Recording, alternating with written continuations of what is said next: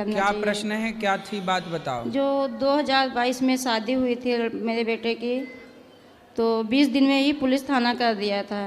क्यों? वो पता नहीं, कुछ हम लोग समझ ही नहीं पाए क्या हुआ है। अचानक सुबह ही उसके मम्मी पापा आ गए पुलिस को लेके, हम लोग चौंक गए क्या हुआ।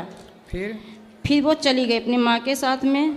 तो कोई लड़ाई झगड़ा हुई थी क्या? कुछ नहीं भाई गुरुजी, 20 दिन में क्या कर सकते हैं हम लोग, बताइए आप।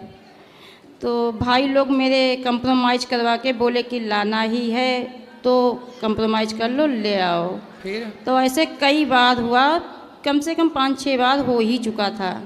अभी तक ये हो चलता हुआ। फिर एक बेटी हुई अगस्त में हुई थी, 3 साल अगस्त में, 2 साल पूरे हो जाएंगे अगस्त को।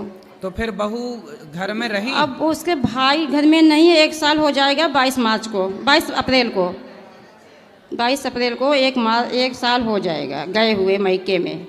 वो उसका कहना है कि मेरे भाई नहीं है या मैं वहीं पे रहना चाहूँगी। उसकी एक बड़ी बहन रहती है, पहले से रह रही है, और उसकी जो माँ कहती है वही बोलती है। घर मेरे हमारे हिसाब से, हमारे बेटे के हिसाब से बिल्कुल नहीं चलती है। बस इतना आप समझ लीजिए। आजकल मैया यही है, बेटियां अपनी माँ के हिसाब से ही चलती हैं। अब गुरुजी यही है, घर घर की कहानी अब यही है। मेरे दो यदि ही माँ का उनको इस तरह का सपोर्ट ना मिले तो बेटियां हर हालात में रहने की तैयारी कर लेंगी।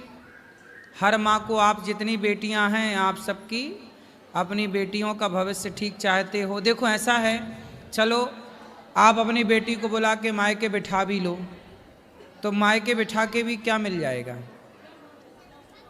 एक स्त्री का सुख उसके पति के पास है, विवाह के बाद एक स्त्री का सुख उसके पति के पास है। पति के पास ही वो खुश रहेगी, माँ कब तक साथ देगी?